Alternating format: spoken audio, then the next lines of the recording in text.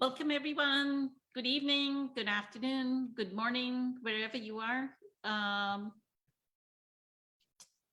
Welcome to Facebook Live. It is July the 27th, 2022.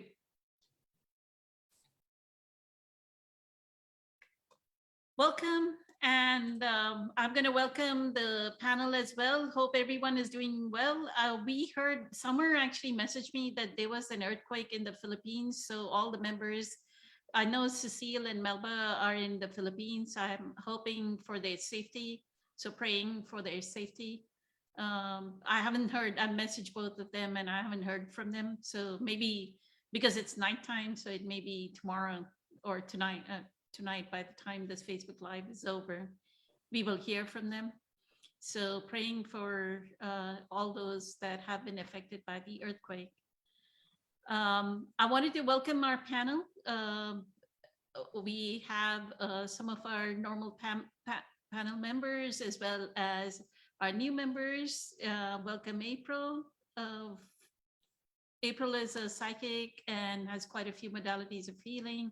She does Reiki, is it massage therapy, etc. So quite a long list. Good evening, April. And then we also have Caesar, who is a channel, has been a channel and a spiritual teacher, has been on our panel for a very long time.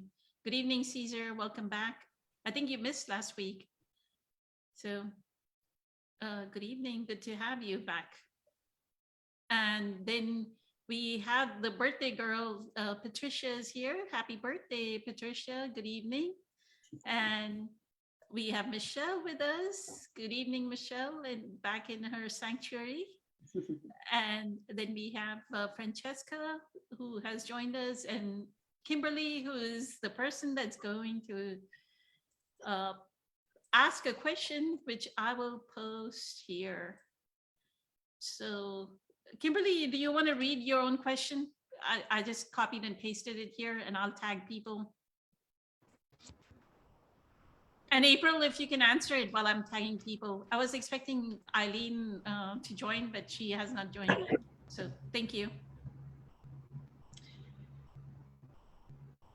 What I posed in the group discussion, Eckhart writes, if you have a major illness, use it for enlightenment. Anything bad that happens in your life, use it for enlightenment. Withdraw time from the illness. Do not give it any past or future. Let it force you into intense present moment awareness and see what happens now. My life-changing illness, June 2010, survived necrotizing pancreatitis, had gallbladder removed, August 2010, pseudocystum pancreas. July 2013, 6 inches large, twisted large intestine removed. During each time, I remember being at peace. Maybe drugs and IV helped, but I didn't realize I could have died each time. Fast forward to now, anytime I get that feeling that something is wrong in those areas, I need to stop what I'm doing and do a self-check. If that doesn't work, I go to my doctor. Can you ask the panel how I can withdraw time from my illness and not give it a past or future?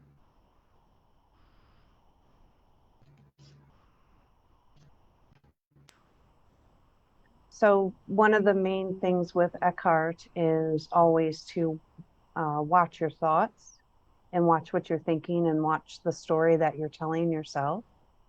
When you have an illness, it's very easy to get caught up in, how did I get it? How long have I had it? How long is it going to last? Is it going to come back? So what he's doing here essentially, again, is pulling you into the present moment where energetically and on the quantum level, the present moment, all possibilities exist. The past, the possibility is already there. Well, there are some that believe we can rewrite the past, correct? There are some shamans, and I've done this in hypnotherapy. I've also had this done to me, where you can go into a meditation, you can go back to your past and you can heal it and then reroute it. However, the past in this dynamic is already done. The illness has already manifested, it's already created. We don't want to spend a lot of time on that. And the future always holds an element of the unknown. There's possibility in the future, but usually for most people, the way we think about the future is with an anxiety, with a fear, with a control, a need for control. And being with the illness, being in present moment, is the same as if you had negative emotions, to be with the emotion, not actually try to control the emotion. We're not trying to control it, we're just being with it, practicing acceptance. You had several things. This is a lot of things. But your practice of stopping and checking in with yourself is the answer. Listening to the body. And then, you know, of course, we always, if you need to go to the doctor, go to the doctor. So does that answer the first part, or do you have, like, what else? Well, one of the things is to take time out of it. I know this happened in 2010 and 2013. So is every time I get, like, I can't eat certain spaghetti because it causes pain 2 hours later in those areas. So I'm not sure if that's a trigger for me, because all of a sudden I just remember I was in the hospital 20 days on a feeding tube for 2 months. So that just puts me right back in 2010, saying I really need to stop and sit down and do a self-check on where the pain is at. Because the last time I had this type of spaghetti was maybe 5 years ago, and it did take me to the doctor the next day. So that's just one of the things, is not my paranoia of trying to I'm changing my foods out to be more like medical medium. I just heard about it here. So changing my foods out, but not to say that it's an anxiety or a trigger, but it immediately takes me back to me being in the hospital. Now, with that being said, me being in the hospital, each of these illnesses, it was emergencies. So there was no pre-planning for anything. So, and I try to remember how I was in the hospital. It says intense present moments. And like I said, I don't know if the drugs helped too, but I just remember it's like, it's all that, you know, I have no idea what's going on. The doctors really weren't telling me. They were telling my second ex-husband what was going on. So me, all I could do was sit there and just be. So that's why when reading the Eckhart saying, you know, take time out of that past and future, it doesn't help when my pancreatic doctor told me I might have 30 years to live until my pancreas gives out. So, because this happened when I was 39.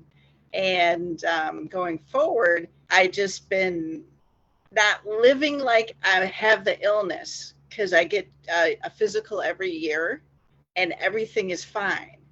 So I live like the illness was a previous life, and trying to do everything that I can to be healthy, work out if I can, eat the right foods, and just be as normal as I can. But then all of a sudden, if I eat the wrong food, it just kind of triggers me into a mini panic moment, saying I shouldn't have ate that food, but just chill out, relax, and do a self-check.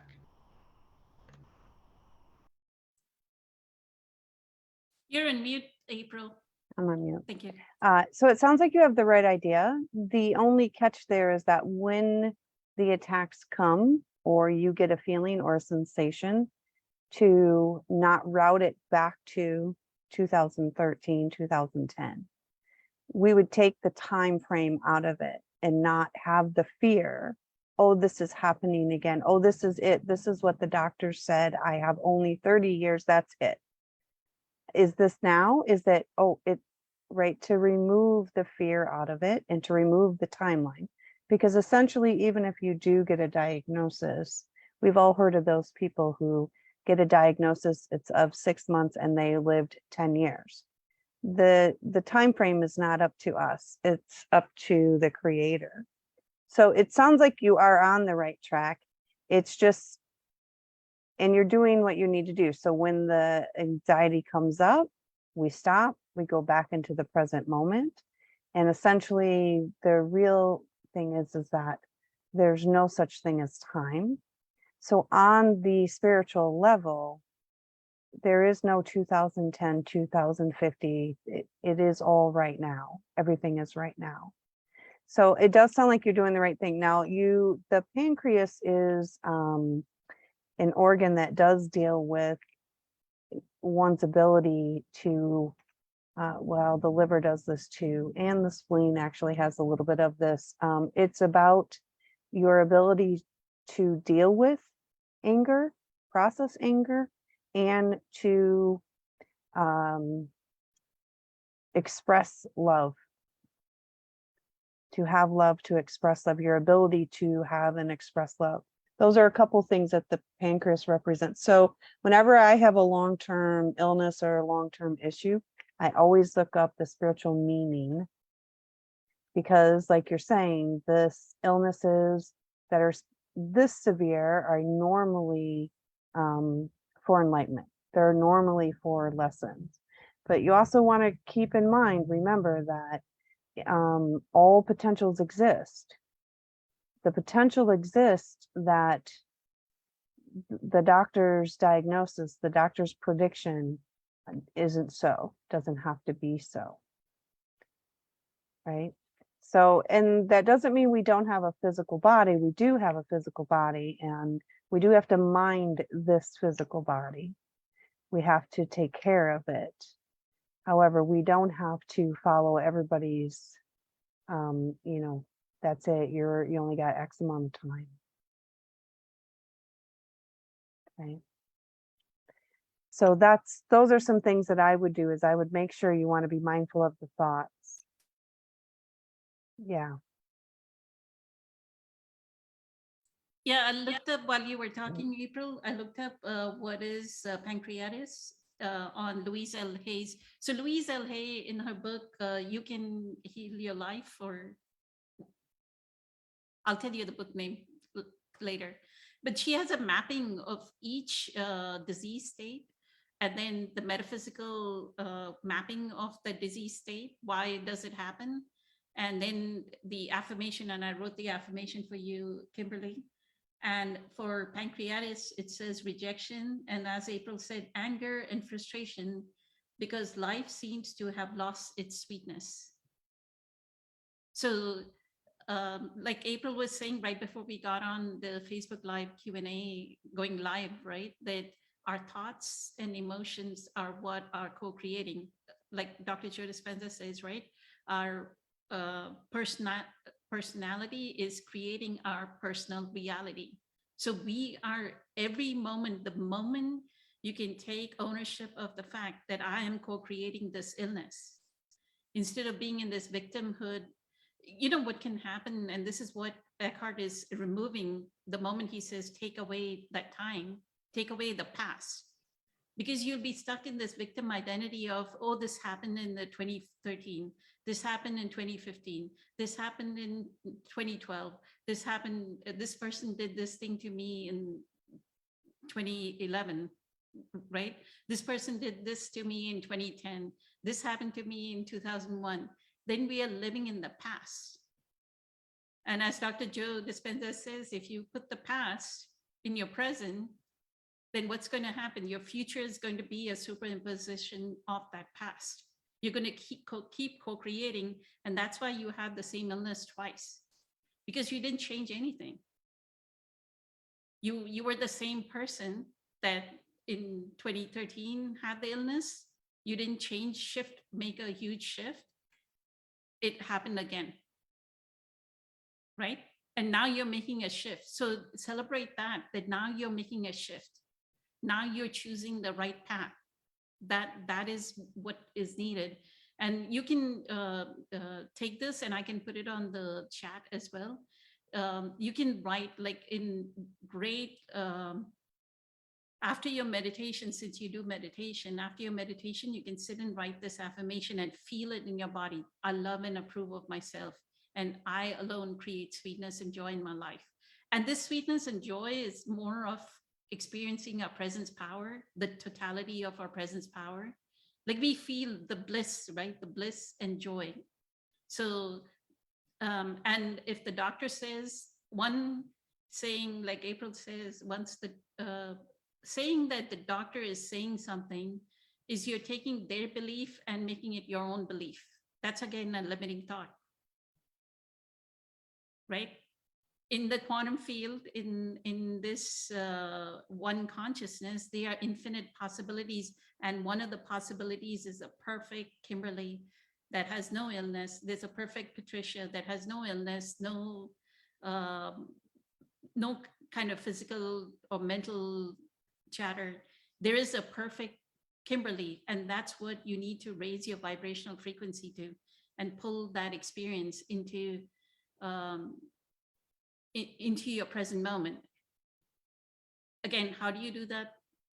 As Dr. Joe Dispenza says, the thought sends the signal out. The thought is the electrical energy. The emotional field, the experience is pulled through the emotional field. So if you're feeling anger and if you're feeling frustration, what are you pulling into your experience? More events that are going to be making you feel angry, right? More experiences that are going to keep you in fear. I mean, for anybody, like we also live in the emotions of our past, right? We've been in that we've pulled experiences that have been negative, like one financial loss after one financial loss, or loss of something else, loss of, you may have loss of health. Other people may have loss of a home. They may lose relationships. They may lose loved ones, right? One loss after the other. Or the father died, the mother died, another relative died, the partner died, right? Like Ralph Waldo Emerson's story is, I think his father died when he was 4 or 5. He was raised by a single mom, 5, 6 children, and then he married somebody, and by the time he married and had a child, or I don't even know if he had the child, the wife died. Right? So, but look what greatness came out of all that loss. He's one of the greatest poets that we celebrate, right? Ralph Waldo Emerson, if you ask any spiritual leader, they celebrate his greatness. So one, I would say, don't take on the limiting belief of your doctor. You know that there's infinite potential within you. There is that the one consciousness that is infinite, the divine is flowing through you, not just through you, through each and every existence, through existence, the one consciousness, the divine is flowing through you, and that divine knows how to heal. You don't have to do medical medium protocol. You don't need to do anything. Like you can just get it one with the divine and it'll heal you. But all these modalities help, like the meditation helps, the diet helps. It's just an acceleration. Like instead of waiting and waiting for us to get to that divine moment, that when we pull that experience, this will just accelerate the whole thing, that we use the help of a diet, we use the help of Qigong, we use the help of yoga, we got into our body. They are all different things that help. So that's what I would say. Did you have something, Kimberly, before I ask Caesar? Well, one of the things April said is the pancreas is, the spiritual aspect is anger. I haven't read that before. And I do chakra healing, but I only have the stones, and I try to, when I do my meditations and putting the 7 stones associated to each chakra when I do my meditation, but I really haven't delved deep into what organ. Like I said, you said the pancreas is dealing with anger. So that's one of the things that I will do after this session. Perfect. Thank you. Because even she says it's rejection, anger, and frustration because life seems to have lost its sweetness. So it may not be the case right now, but when that occurred, that's what was happening with you, that you lost, you think that the life that you were living had lost its sweetness. So let's move to Caesar and see what Caesar has to say. Caesar, you want to say something? Thank you so much, April. Always incredible. Hello. Hi, Kimberly. I'm going to piggyback off both April and Poonam here. So you're definitely on the right path. You're right exactly where you're supposed to be at this point in your life, going through exactly what you're going through. Obviously, there's a lesson here to learn. You have a lot of stuff going for you as far as being on the right path. You can never be on the wrong path. The right path is always the path that you're on. So in you saying that you know, every now and again, you come back to that fear of bringing that illness back onto you. And like they both said, you know, stop giving that so much thought. So let's just wipe out the fact that you even had an illness, because at the end of the day, when you go there, you're confusing your cells because they're constantly being rejuvenated and reborn. And when the thought of an illness is there, like Poonam was saying, you're sending the cells of your body the mixed signals of an illness. So you're either going to manifest health or you're going to manifest the illness again. And like Abe would say, here's your well-being and perfect health. Here's your illness. Where are your thoughts? What side of the stick are you on? Stay over there where the well-being is. So when you catch yourself thinking of the illness, pull yourself back to the present. You know, that's the thought of it is giving it time. You're remembering a past.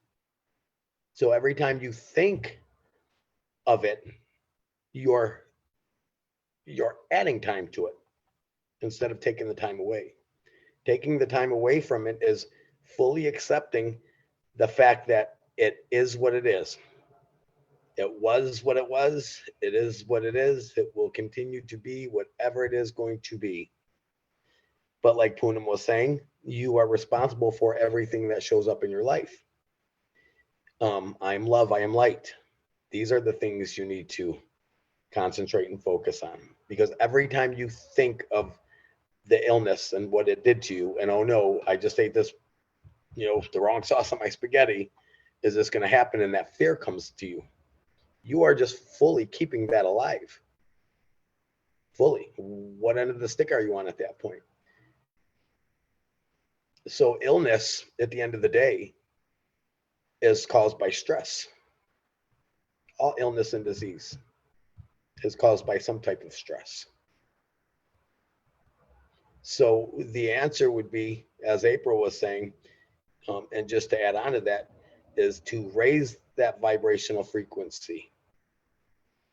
Gratitude, peace, joy, happiness, love.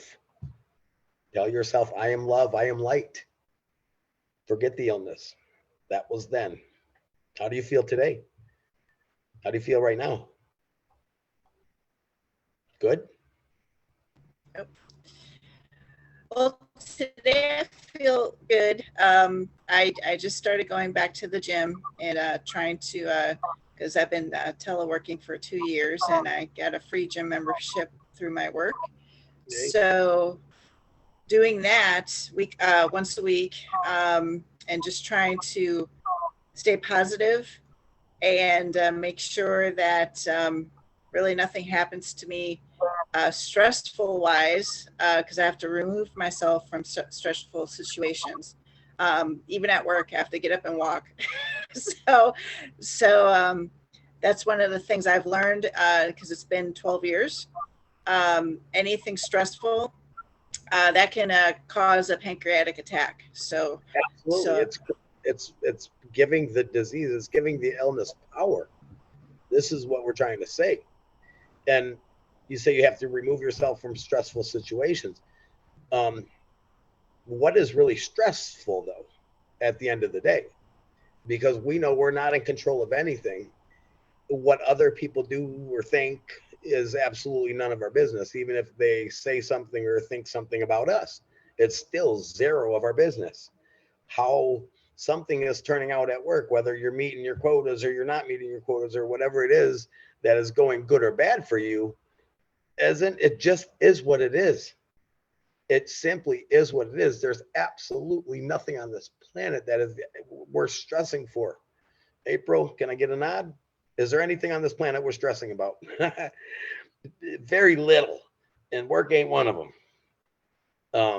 I'm not sure there's really anything. I mean, even in a situation when you're in a a near coma state, got ran over by a mag truck, and you're still alive, that's not even just cause for stress, because we know that'll kill you quicker than the Mack truck will.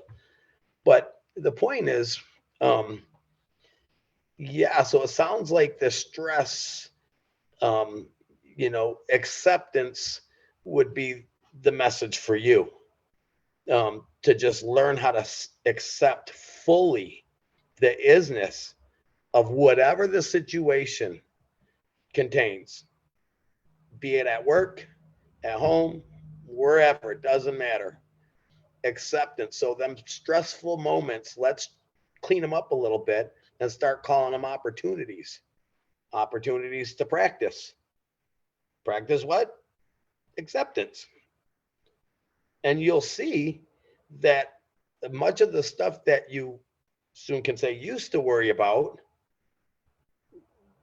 had no bearing. It had no power. It had no reason. It had no rhyme to stress over anything, to worry about anything. Worrying will kill you quicker than the illness itself. Stress will kill you quicker than the illness itself, be it cancer or pancreatitis, whatever. It's the stress. And I think you just hit the nail on the head, and that's the heart of the matter. It's the stress. And acceptance is the way through the stress. No two ways about it. Surrender, forgiveness, acceptance, all three faces of the same coin. So the next time you are faced with a stressful situation, just removing yourself physically from the atmosphere of the situation isn't enough. You can remove yourself from it simply by saying, let me go right into this. It is what it is. It cannot affect your very true inner being, not one iota. So you have to understand that when that's happening, that's all mind stuff, getting it in on you. And it's up to you. You have to be in control of that. It's called mindfulness, yeah? It's called being conscious. Presence power consists of fully acknowledging this moment and that it is around you and the contents of it. And acknowledging that whatever it is that is going on isn't good or bad. It just is what it is. It's only good or bad or stressful until your mind decides, hey, this ain't good. I can't handle this. I'm going to just take myself away before I get angry. How about just look right at it and say, okay, that is what it is. This person said what they said. The boss did what they did. I messed up or I didn't mess up, or I didn't do this or I did do that. It's okay. It's okay. It is what it is. And I fully accept it. And if you start putting narratives to the thoughts, you're going to drive yourself crazy, because you can start saying, okay, well, if this happens, oh God, I might lose my job. Or if this happens, I want to choke that girl, or whatever the case is. Because the movie starts playing out different scenarios. The more you put thought into a stressful situation, the mind will take you in some crazy, ridiculous places that we have no business going to. And again, so the answer is pay no mind to it, and just know, one, don't take things personal. Two, it's none of your business. And 3, anything anybody says or does has 0 bearing on your well-being, on your very true inner being itself, on the person, the entity that you are, has 0 bearing on you, regardless of what you think the consequences might be to something. Because once you get that figured out and you can just keep them vibrations high, gratitude, always start your day with gratitude. When you are in the present moment, what you are really saying, the power comes from gratitude and acceptance that everything is exactly as it is, and I'm perfectly 100% a-okay with it. It's not good or it's not bad. This is how we just stay even keel. But you are totally accepting of the contents of the moment beyond gratefulness. And that's a high flying vibrational frequency to tune into. When you can have gratitude for the present moment and its contents, you're winning. And back to the illness cannot survive under conditions like that because them are healing vibrations. You're giving the illness power when you give it time. And that was a beautiful, great question. How can I remove time from the illness? Stop thinking about it. Think about positive stuff. You know, you have the choice to be happy. You have the choice to put your attention on things that either make you feel good or make you feel bad. You have the power to choose to give your attention to something that might cause you stress. You have the power to accept anything in your here and now. Always. You always have the power to accept anything in your here and now and be grateful for it. Gratitude, gratitude, gratitude. Them are the healing vibrations that will heal any illness, any sickness, any disease. Because now you're vibing in such a way that the cells only can react to that in the perfect way and be reborn to the perfect state they were once in.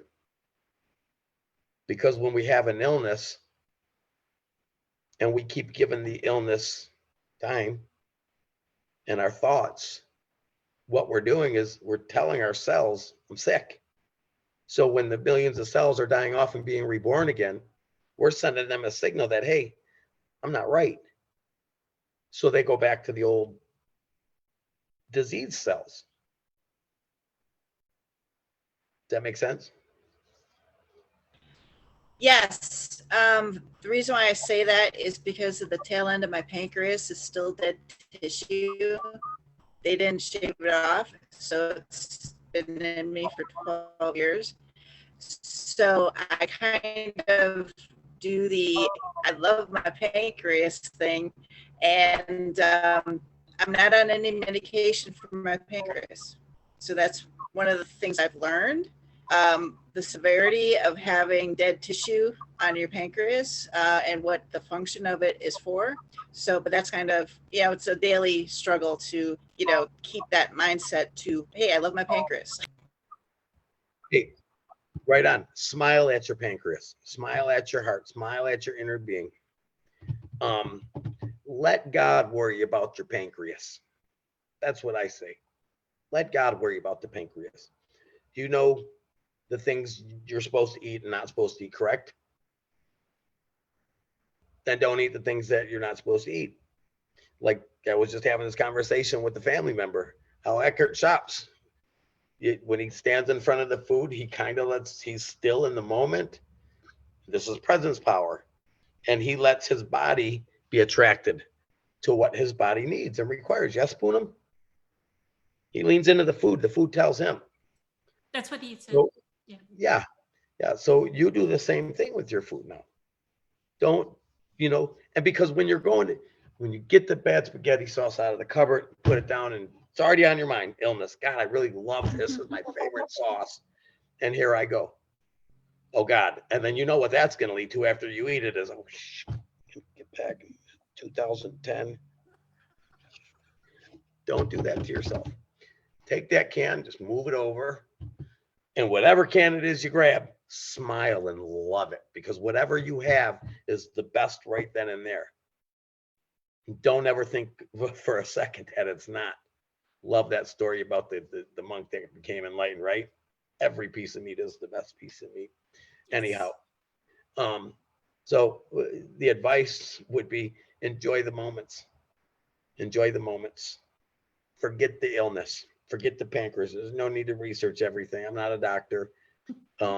You've researched, you have 12 years now, and I'm sure you've done your homework on what you need to do or not do, eat or not eat. So just smile and be happy. That's your job. That's why you're put here. So do your job, young lady. Do your job. Just be happy. Be grateful. When you wake up in the morning, don't jump out of bed. Don't allow the thoughts to rush in. Just lay there and find something to be grateful for. You don't even have to find something to be grateful for. Just be grateful. Why? Because you can. And hold that for 2 minutes. And then smile and start your day. Create this type of momentum when you start your day. And just always, every time you blink or see somebody blink, think of the word gratitude. Seriously, this is for you. Think of the word gratitude. Every time you see somebody blink or every time you blink, gratitude. Shut your eyes for 3 seconds. Shut your eyes for 3 seconds. Can you see the word gratitude? Okay, I hope it's burned into your mind now. But every time you have an opportunity to think about gratitude and something, the air that you're breathing, the fact that you're not dead in 2010 is something to be grateful for. You've got work to do. You're on this journey. And if your life was a book, you'd be at this exact chapter, the exact page that you're at this exact moment. So start living in such a way that it's blissful and it's peaceful. Don't give your attention to anything that doesn't make you feel awesome. You have that power. Focus on what is in your here and now. And the more you can do that, the more you will gain presence power. And that's what this is all about. And then I leave you with that. But yeah, just try to stay grateful. Forget 2010. That's dead and gone. You look healthy, sound healthy, be healthy. Keep telling yourself you are healthy. Erase what that doctor said. That's mumbo jumbo. He's putting That's black mumbo. magic. He's putting black magic on you, Yeah, pretty much. right? And you're Yeah. believing it. So That's right. Doctors are good at that. They want to don't play the give role him of your God. power. Don't give him your power. That's right. Because like she said, a belief is just a thought that repeats itself, a repeated thought. And it becomes, the more you think the same thing, even thinking about it, it becomes your belief. And then the more you think about the belief and the more stronger your belief comes, it becomes your truth. And thoughts are powerful. If you were to live the last 10 years thinking, oh God, I got 20 left. 2023, I got 13 years left. Oh shit. Chances are when that clock strikes midnight in 30 years, you might be out of here. That's how powerful your thoughts are. And it had nothing to do with the doctor. It's all you. Remember, this is your life. You are the creator that everything shows up. Everything that shows up in your life is a result of your thinking, your feeling, your doing.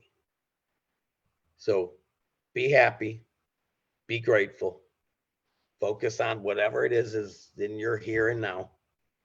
And life is amazing. Absolutely amazing. And the longer you can do this, you even said it seems like a lifetime ago. Yes? Didn't you say that? Sometimes it seems like a lifetime ago. But gosh darn it, every time you eat that bad sauce, you're right there again. So just be happy, just be grateful, forget the illness, do what you got to do, Pay attention to your body, of course. Always pay attention to your body, like April said. And then just do whatever you need to do in the moment. That's all. But stay happy, stay grateful. The body will take care of itself. Beautiful. I love the message of gratitude, Caesar. Though one thing I would say, Kimberly, that you saying there's dead tissue in my pancreas, our body renews itself every 7 years. So you have the power, like every cell in a body anyway is dying every day, right? Quite a few trillions of cells, they're dying. But then the body completely is a different body within 7 years. You're not the same body that you were 7 years back, because everything has rebuilt itself. It's died and rebuilt itself, right? So in the next 7 years, you have the opportunity to actually heal. And, you know, like Patricia and I, we strictly follow the medical medium protocol. So it's like no gluten, no dairy, no eggs, no vinegar, no, there's like, he has a long troublemaker list, right? No corn, no soy, like no meat. I was vegetarian, so no soy. My protein source was soy because I was vegetarian, but no soy, no dairy, right? But we have to realize 30, 40 years of our life, we misused food, and that brought us to this point, right? So our karmic account, our soul contract with that type of food is gone until we heal. Once we heal, once in 7 years, you heal, then maybe you'll be able to eat the other spaghetti. And if you say that my pancreas have dead tissue and it won't heal, people have healed, like look at the testimonies of Dr. Joe Dispenza's meditations. People have healed like huge tumors, Parkinson's. They're 70 years old and they've healed their Parkinson's. If you say, oh, age was a limit, I'm too old to be doing this, I have an older body, I'm not 20 years old anymore to heal myself. No matter what age, people who are 60, 65 have healed their Parkinson's. People who have lupus, who have MS, have healed their lupus and MS at whatever age they were, right? So there's no limit.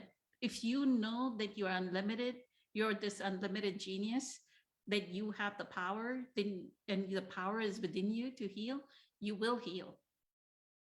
You won't even need a doctor. You need the doctor to do your tests and everything to figure out, oh, okay, where am I in my illness? Did I progress or did I not progress? Where are my biological markers, right? That's what you need your doctor for, is to find out.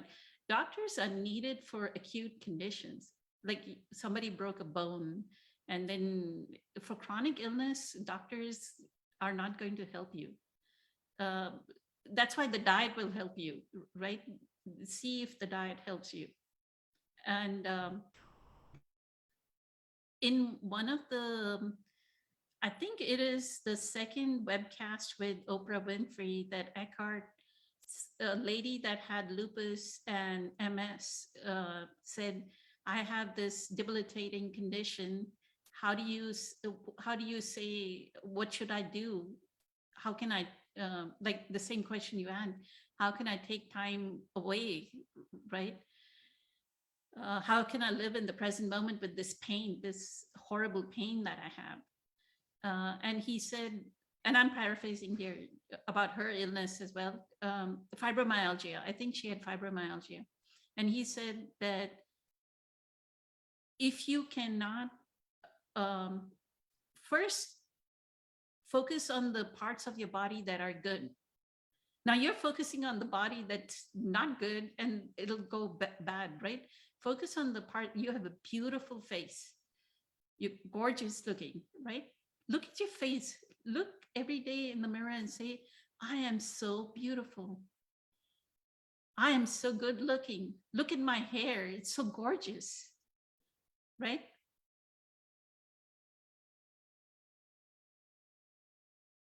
Okay, April left. I was suddenly shocked what happened. I am so gorgeous, right?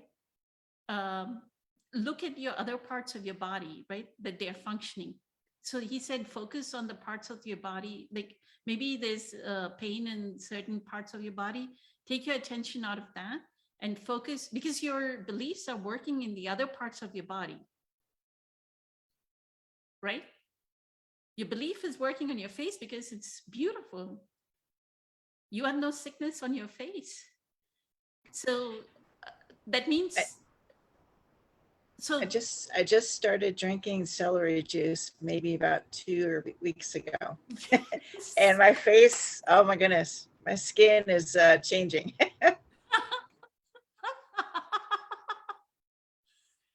yes, CJ to the rescue, right? CJ to the rescue. We can add you to a chat. We have a group chat going, Kimberly, if you want. We just encourage ourselves. Louise, Patricia, actually Louise, Patricia, and I started it. And then we added more people to the chat. I think Summer and Vidya also wanted to do the medical medium protocol. So we just encourage each other because it is such a tough protocol, right? Like your zest will fall. Like sometimes you feel, oh, can I just go ahead and have like a piece of soy? Like, can I have some I've not eaten Chinese food for the past 2 years because it has soy and tofu in it, right? I've not had Chinese food, and can we just go ahead and and then you'll see Patricia's, oh, I did my celery juice and I did my lemon water, and then you go, okay, I have to do my celery juice, I have to do my lemon. You get back on track. You won't think, you'll forget about this. So that's what he said. Focus on the good parts of your body because your beliefs are working in the good parts of your body. The other thing he said is, if you cannot feel it in your body, then you can go to a grocery store and look at the produce, because what you want to feel, experience is abundance. Now, a lot of people may not realize it's not like I have a lot of savings or anything of that sort. But the way I donate money, like when somebody has a GoFundMe, or there's a certain reason that they ask, right? Like April's grandson had some kind of chemo treatment and they had a GoFundMe.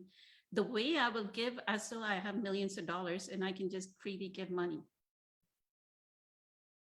right? But that is a trust in my infinite intelligence, that I am connected to infinite abundance at all times. At all times, I'm connected to infinite abundance because I've been, in 2012, I've come from financial loss, zero money, being in credit card debt, and raised myself out of that, right? I am connected to infinite abundance at all times. And I give that way. Like if anybody's asking for something, I'll go, do you want me to send you Vimergy stuff? I'll ask somebody else, do you want me to do this? There's never, like, the heart is always open to give, right? So that's how you need to be connected to abundance. You need to feel abundant, right? That at all times, like Dr. Joe Dispenza uses this word, unlimited genius. I'm an unlimited genius. I know how to create this wealth. I know how to create this health, wealth, prosperity at any given time, right? So I'll go to Michelle from here. Thank you. Hi, Kimberly. There is not much more that I can add to what's already been said. What comes to mind is in those moments, because I have a very pragmatic side. So when there are those moments that the fear creeps in, or the anxiety, as you're cultivating that presence power, right? There are going to be moments that, you know, it's not like a magic pill that you take and voila, you're there and you're always there, right? It's something that we're cultivating, just like you're going to the gym and you're trying to get back into, right, a better, you know, physical shape or whatever. This is a muscle we're cultivating. So, you know, the affirmations, a morning practice, whatever your meditation practices, your physical practices, right? Nature for me is also very healing. So whenever I'm in a fun, like I know when I need to get out into nature, I can feel that in me that I need to go out. And that might be something else for you. It might be writing, it might be find something that you're passionate about that keeps you in that high vibrational state. Something, if you like to sing, if you like to dance, if you like to do art, give yourself that gift of time where you indulge in that, because that's going to feed your heart and soul. But when you have those moments where fear may creep in, don't berate yourself for it. Fully accept that right now, this is what I'm feeling, and surrender to that feeling, because the ego can go back through the back door and start giving you a guilt trip for feeling that. And there I go again. And that's just going to bring you down the rabbit hole. So and it's not easy because it carries a lot of momentum. So if you can stop it at the very beginning and just sit with it and just kind of breathe into it and say, this is where am I feeling this right now in my body? And see if you can connect to the energy inside your body and see if you can feel it in that space and say, okay, I see you. I honor your presence. Give it love because it's there to teach you something. Every time we fall back, it's always a learning moment where we can come back to the table and start again. Because that's what we're here in this earth school for, is just to keep learning, right? So that's the only thing I kind of have like a little warning. Just don't berate yourself for any time that you may end up, you know, having a bad day or falling back, because we all do that. I mean, some more than others, but you know, it's a journey. It's not like we're going to get there in one day, right? So just be kind to yourself, be compassionate with yourself, you know, offer yourself that love and care. I mean, the gratitude, all of that is, you know, obviously what needs to happen, but there's going to, you know, and sometimes, you know, you can build a practice in the morning. This is what I'm going to do, write it down until it becomes like that thing that you do automatically, you know. But there's times you wake up, you've had a bad dream, you haven't slept well, your energy is low, you know, that happens. Your body doesn't go, it doesn't react the same way every day. So we have to be compassionate. I mean, you know, offer ourselves self-love, you know, and give ourselves that space to come out of that darkness for that one day or whatever that period might be, you know. So Thank you, Michelle. best on your journey. Ashok responded with, reminds me of a saying I heard in one of Tony Robbins' meetings. You can say to the doctor that you can accept the diagnosis, but not the prognosis. And Deepak Chopra says the similar thing. So Ashok is saying the same thing as what we are saying, right? Don't believe the doctor. Yeah, the doctor may diagnose you with something, but the belief, once you start believing in them, then you're making a destiny out of your past, right? You were going to say something, Caesar? Yeah, I just wanted to sneak in, and she mentioned that she just started doing the salary thing, right?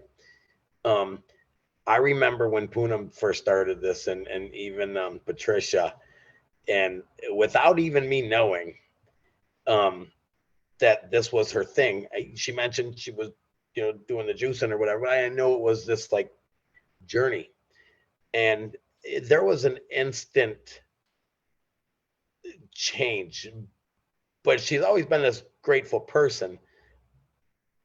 But just the glow, I mean, just the energy, and same thing with Patricia, and same thing for you as well. So when you're paying attention to your body and putting some great things in there instead of some harmful things, you don't have a choice but to feel good about that. We know when we eat, like in the yogi culture, they just say, pay attention to what you eat, and what doesn't make you feel good, you just cut out of your diet. And that would lead us to everything that Poonam and Patricia are probably eating. because all the carbohydrates and all the white stuff, that's no good for it. But anyways, I'm saying it affects you mentally too. When you're eating healthy, you're taking care of the body. And just by you nourishing the body with good stuff instead of bad stuff will also help to take care of any illness, like she was saying, within the body. So I just wanted to say that. You Eat know, good, feel good. on Sunday, I had, because of group meditation, I had spinach soup in the afternoon. And then at 4 o'clock or something for snack, Patricia had been posting something about frozen ice cream. But that's we freeze bananas, and we always have frozen wild blueberries. And I had frozen pitaya, which is dragon fruit. So I just made that. I was so excited about what Patricia posted that I made that. You should have seen my vibrational frequency the whole night. I could not sleep until 1 in the morning. It's like, shoom, shoom, shoom. Between the fact that I had spinach soup, I'm not going to combine wild blueberries with spinach soup anymore. That's too much power in my body. And it's so what I would say is everyone can, the least that they can do is either buy wild blueberry juice or get the frozen wild blueberries and introduce it in anything, right? Like you're eating oatmeal, put it on top, like wash the frozen wild blueberries and they defrost immediately, and you can put it on top of your oatmeal or your cereal or whatever. Because like uses a very, Kelly with the Y, he uses a very amazing term. He says everything has information. So what medical medium says is wild blueberries, even if the forest caught fire and they were completely destroyed, right? Wild blueberries will rise up from complete destruction. So the information that you're putting in your body when you're eating, I need to step away. Okay, thank you, Michelle. So the information that you are putting in your body is that indestructibility, the invincibility of infinite intelligence when you're eating wild blueberries. So there's a company called Wyman's. It's non-GMO. You want to eat non-GMO. There's a company called Wyman's that Medical Medium recommends. They make wild blueberry powder as well. But I would strongly, strongly recommend anybody that can get access to wild blueberry powder, wild blueberries, take that, put it in your body. And every time you put it in your body, you say, you feel, and that's what I feel. Like I put it on top of, I started eating this couple of days. I've been eating this muesli, and finally I started on almond milk after 2 years. I had been out of nut milk as well. I had removed it out of my diet. And so I put the wild blueberry on top with bananas. I mean, just eating, and I would eat it, and I'm putting that information in my body that I'm being invincible. I'm indestructible, just like this wild blueberry, right? That in itself, because like Michelle was saying about the body, right? One of Dr. Joe Dispenza's main theories is, yeah, our neocortex, our awareness will say, I need to be in the present moment. But your emotion is stored in your body. And the body will pull you back to the anger. Your body will pull you back to, oh, let me think about the X, and let me think about what happened in 2005. Let me think about this other X and what happened in 2003. Let me think about what happened with this house loss. Let me think about when I was 3 years old and what did my mother do to me. Let me go back to 6 years old and what did my father say to me, right? So what happens is our energy field, which should be like 2 meters long, it's like just shrinking because everything is pulling. He has this picture of there's this person with the energy field, and there are these, just imagine arrows going, right?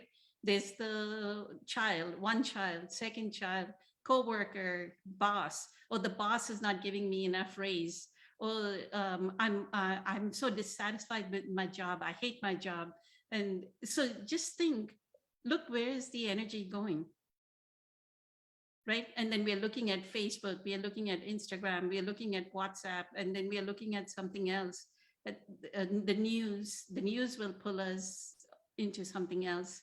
So all our frequency, it's just shrinking, right? Instead of expanding, instead of raising our vibrational frequency, we are lowering our vibrational frequency. So that's why he says, withdraw your attention from all of these. So the best thing you can do is, if you can move somewhere else, that's like the perfect thing. Or change something. Like April one day, she used to actually be sitting another place when she was doing the Facebook Live. I don't know if you'll remember, one day she said, the energies of this place are weird. So I changed it. So change the way your furniture, change your environment, take sage and kind of like, because the other thing he says is it's body, and then it's your environment. Environment is what is signaling your genes, epigenetics, right? Your environment is signaling how your genes are going to operate. And if you're doing the same environment over and over again, your genes are not going to heal.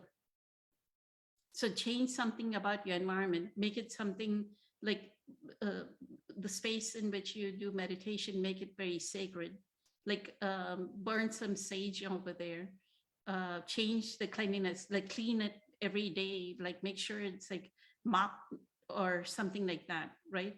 Some kind of cleanliness is done on it. Like this space where I am, I like mop it like twice.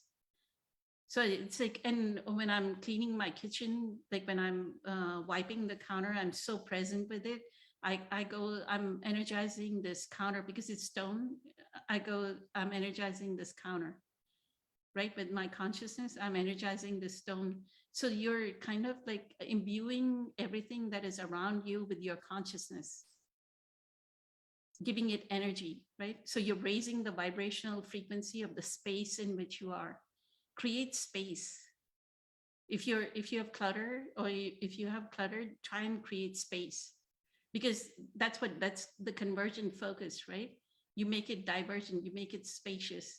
And like Michelle said, go outside and feel the space. The more you feel space, because if you look at Dr. Joe Dispenza's meditation, right? He'd say, can you feel your head? Can you feel the head? And can you feel the space around your head? Can you feel your neck or your throat? And can you feel the area around your throat, right? So you're kind of experiencing the whole space around it, not so much as just, okay, I can feel my throat, right? The same thing. And anger is, I think, the third energy center in your chakras, is the third chakra, that where the anger is stored. So that may be, he has something called Blessings of the Energy Center meditation. If you do the Blessings of the Energy Center meditation, that would be fantastic. Like, do it repeatedly, one after the other. Do you have a link to that? I can give you, do you have a Gmail address? Do you have a Gmail email? Yes, yes. Can you send it to me through Messenger? And I will give you access to where I have some of the meditation stored. Okay, thank you. Because I've shared it with April as well. Patricia, you want to go because you're a birthday girl? Or you want Francesca to go? Now you gave me an impossible choice. I said, I mean, I'm supposed to choose? No, you go. You go. What about you, Francesca? Do you want to go? I'll wait if you want to go first. You go ahead first, Patricia, because you are the birthday girl, so that makes sense. That's why I gave her a chance. Yeah, this is beautiful listening to you guys, because I feel like I'm getting therapy through the process to myself. So go ahead and I'll go after. No, I feel exactly the same way. But in all honesty, if I'm a birthday girl, I should be the first one. So it's a little too late for that privilege. I'm just kidding. Yeah, Kimberly, that was incredible. Thank you for your question, because everything that April said, and Caesar and Michelle, and like everybody going into, it's just I'm soaking it in, because it's been my journey too. And you got right now such an incredible, a whole picture. It's a holistic approach. It's almost like it starts with Eckhart, and when he said to remove time, the way for me to understand it is that you just not thinking about the story attached to it. That started comes from the past, from the mind. So he gives that example, he just states the facts, right?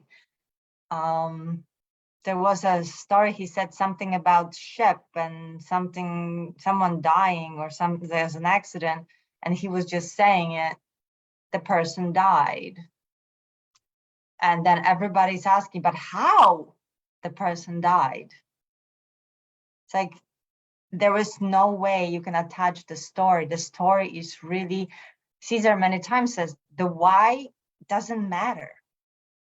So you're dealing with, if in that moment, you had that different spaghetti and you're feeling, you're starting to feel something physical, that's what you're going into, and just sitting with it.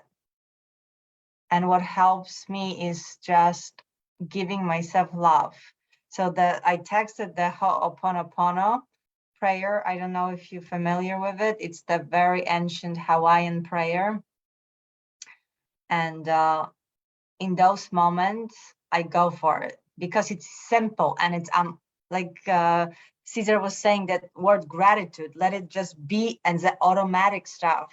So instead of your mind going into the past and beating yourself up, or again, I ate the wrong spaghetti, why did I do it to myself? Now I'm gonna go to a house, and this whole thing's coming. All you just like take a breath, and you see that gratitude word now. And Poonam also told me to put stickies everywhere, surrender, because my mind was lazy. So the sticky was like a reminder, surrender, surrender. Now I don't need them, because I condition myself now to surrender. So, or drop it, right? I don't know, Poonam, who said that, just drop whatever comes up, the story, drop it. You are telling your mind what to do, not the other way around. But you acknowledging it first and not beating yourself up. Just, okay, that's coming up. Oh, old stuff. All right. No, I'm sorry. I loved you anyway. Just kind of, even you can be silly about it. I sometimes even say it out loud. I mean, no one is here around to think I'm crazy, but it's like, oh, come on. Okay, I love you anyway. It just helps. And I do have a question for you about the gym, though. It's good, obviously, to have some exercise, because that also brings you to, the present moment, because then, with breath, you got to just pay attention. But do you enjoy going to the gym? Well, I've been teleworking for 2 years, and we have a full Gold's Lake gym in the basement of our building. And sitting down and really not walking for 2 years, this really is not good for the body either. So this year I bought a squat machine, a mini stepper, and I have a chair called an abdoer, so I can actually do crunches.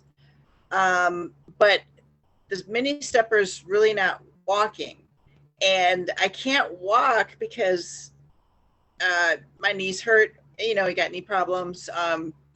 And then I just about 2 weeks ago, I went to my doctor about my hip, and she sent me to physical therapy, and I went back to my chiropractor, and he's like, "What have you been doing?" I says, "Nothing. I've just been sitting." He's like, "You've been sitting down for 2." I says, "Well, I walked to the trash and get my mail, but I really haven't been. I didn't have no need to go really anywhere." So it's like, all right. So going to the gym is kind of like a privilege, because not many people, one can afford it or have access to one. So for me to go to the gym, I just do the elliptical and the bike, stationary bike, just so my legs can really get used to, hey, you need to get up and move. This sitting You're down for not 2 years. answering my question. But do I like going to the gym? Do you enjoy it? Yes, yes. Yes, the gym is actually, I call it my spa day because it's the only day of the week that I have to drive into work. So it's like, oh, I'm going to my spa day. So it doesn't feel like I'm going to work because I leave early to go to the gym. So that's beneficial. Yeah, there you go. That's important to actually not mentally say, oh, I have to do this, and putting on yourself another thing. And then one day, if you don't get there, you're gonna beat yourself up, or that you're not getting results or something. Because so as long as you're enjoying it and listening to your body, and there are days when the body will tell you know what, today is not a good day, and just instead of no, I have to go because if I skip one day, it's gonna put me. Just listen to your body, please, because I had that experience with this, and I love to swim, but there are days when it's either too cold and just me putting myself in the water, in the outdoor pool, in the town pool, it's just I guess the adrenaline rush or whatever, I go for it, but I feel like I'm violating almost my body. So then this year I decided to do something different. You know what? Whenever it's a good moment and it's a good time for my body and the weather, everything, I'll go. And then I'm enjoying, and I'm just actually laughing and swimming and loving it. Last year when I was like, I have to go, because I've been sitting at the desk and the summer is short and it's going to go over, and I paid for my, pool pass. So I have to use it.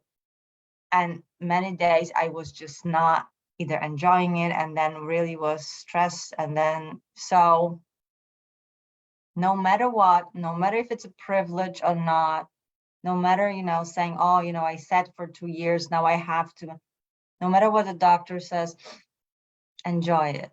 If you don't, do something else instead. Go for a walk maybe, or, start.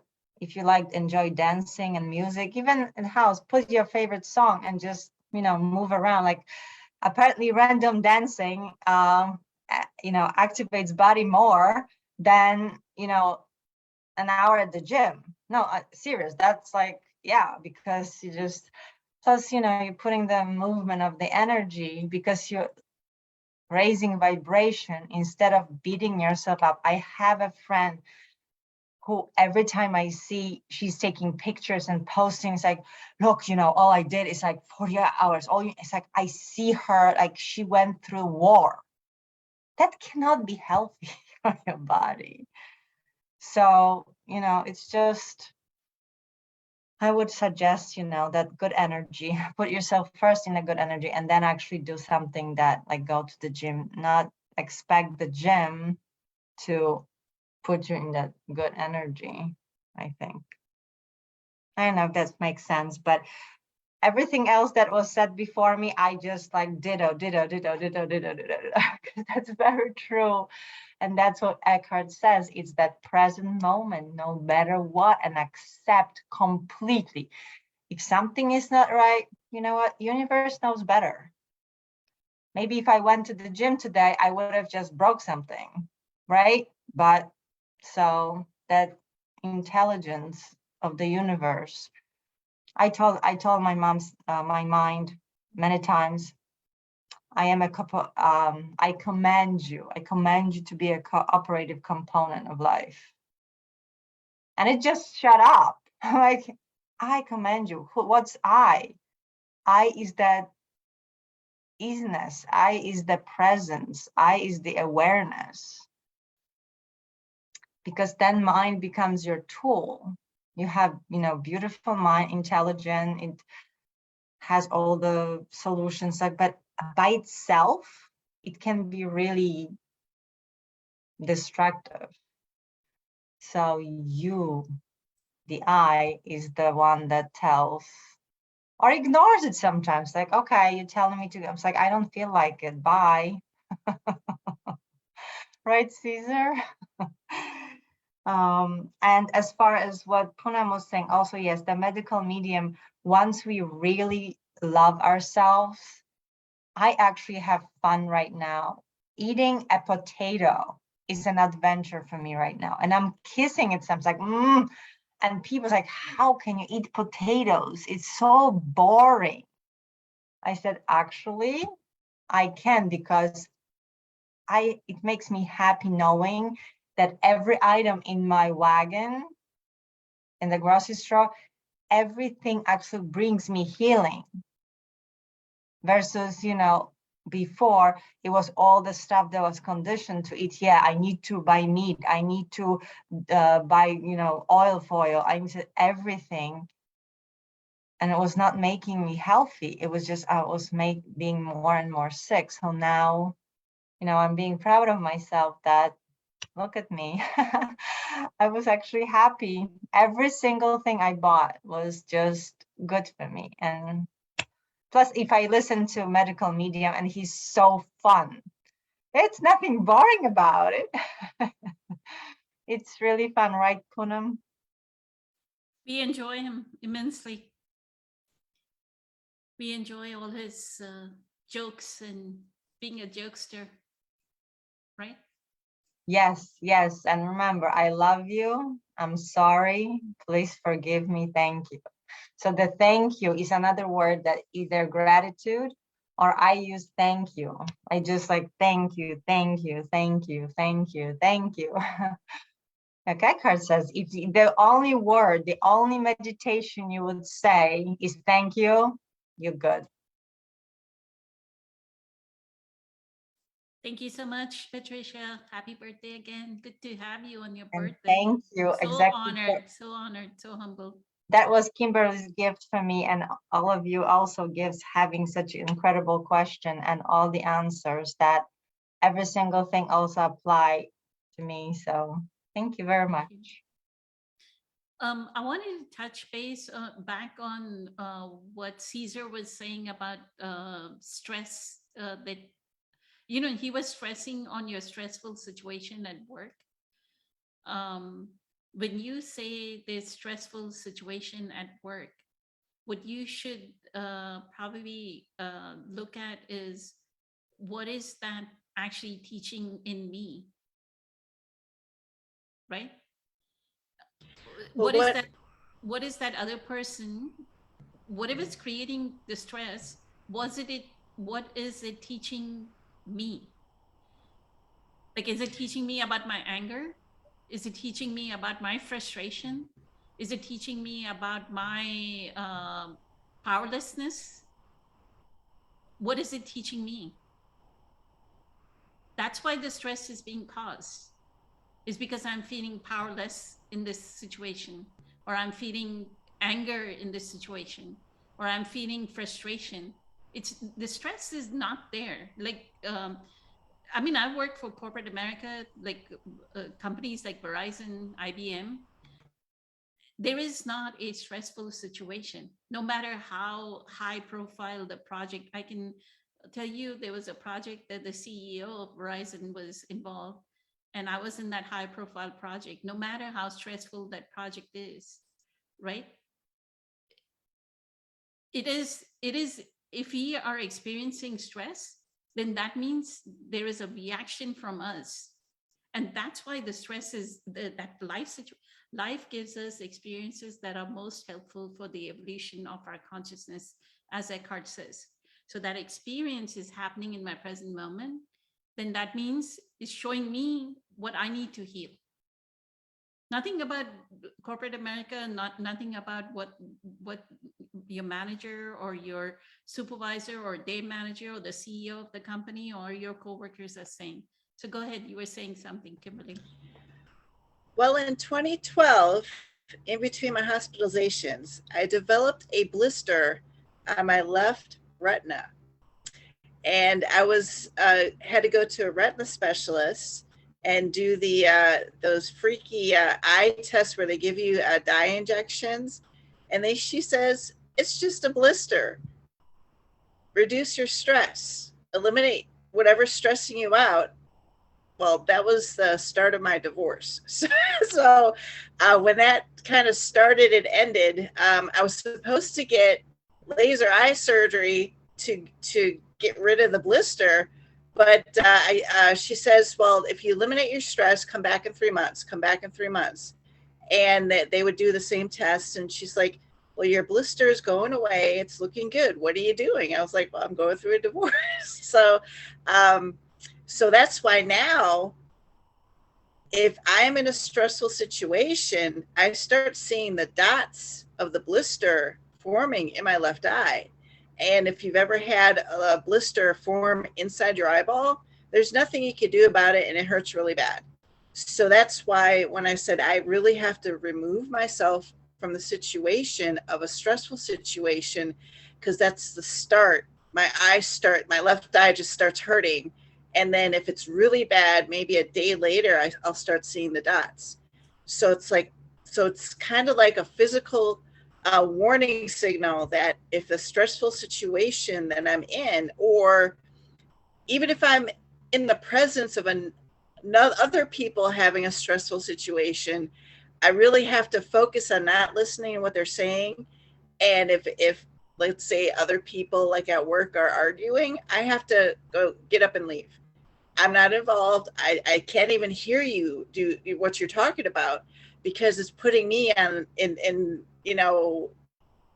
not to say that people talk loud at work, but they do. And some stressful situations can be work related, and people just fly off the handle at work.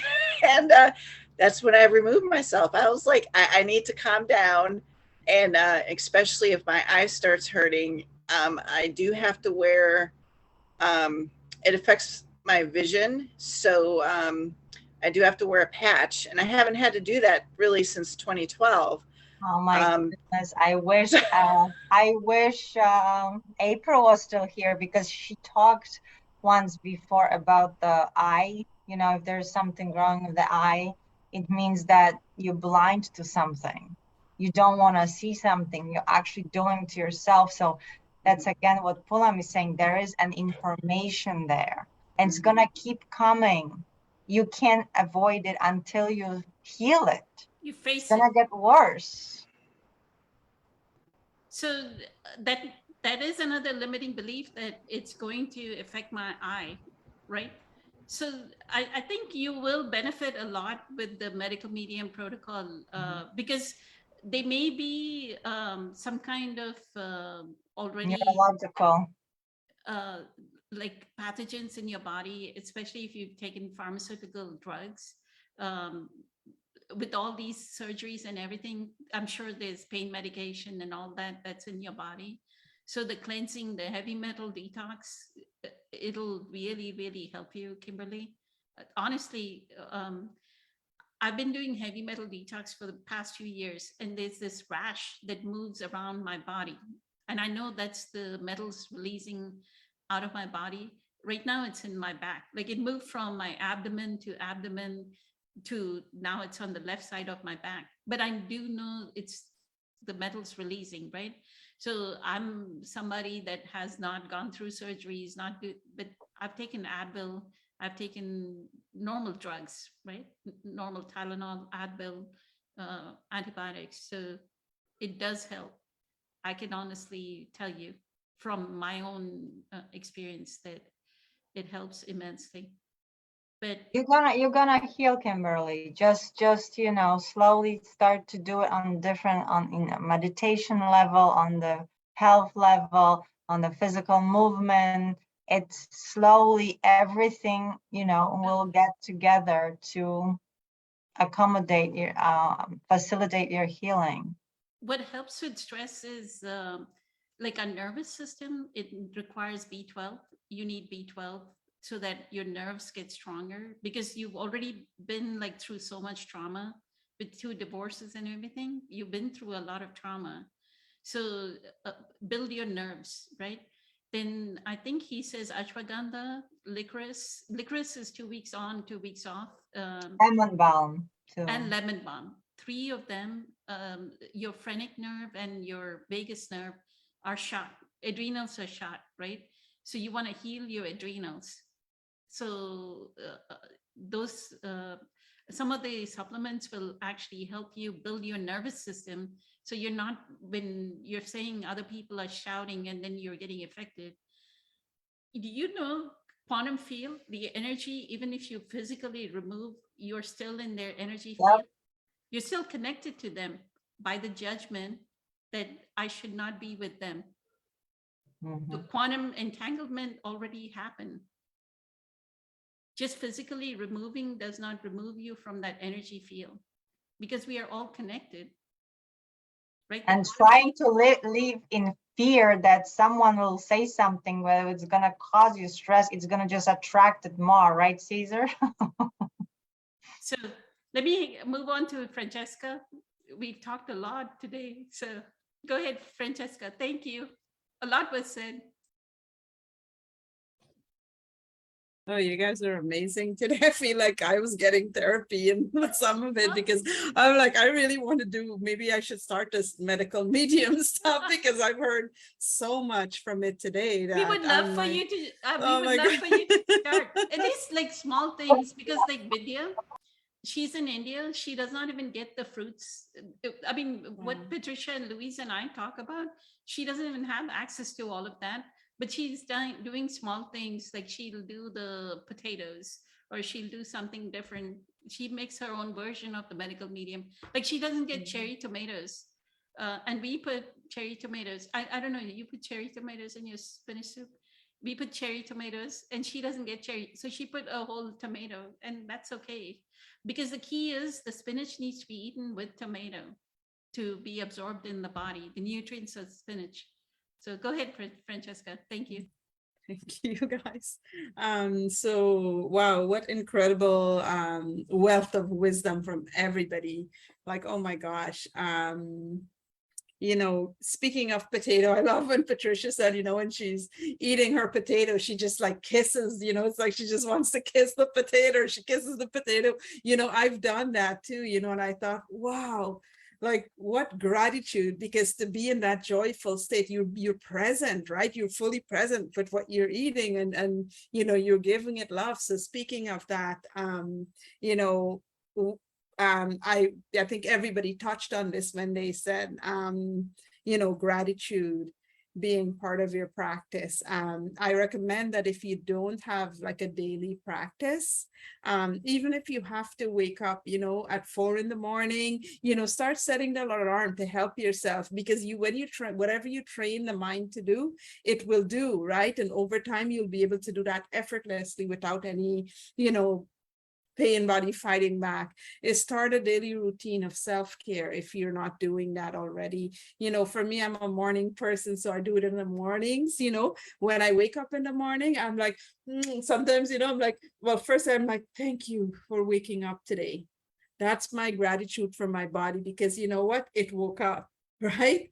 And thank you for this beautiful day. It doesn't matter what, I don't know what's going to happen throughout the day, and it doesn't matter, right? Because I'm like, thank you for waking up today. Thank you for this beautiful, and then there's a meditation that I usually do too. And I've guided it as well, and I'm more than happy to guide you through it, but it ends with, thank you, thank you, thank you, kissing the body. So not just the potatoes, like, you know, kissing the body, like giving it kisses if you can't reach, you know, your toes. Body, Francesca, I thought that too. Like, yes, yes, yes, you know, and you know, because I can totally relate to, you know, everything from experiencing that fear and having long-term illness. I mean, you guys, I think you already know my story, right? But recently, and speaking of presence, like Eckhart said, when you have an illness, use it for enlightenment.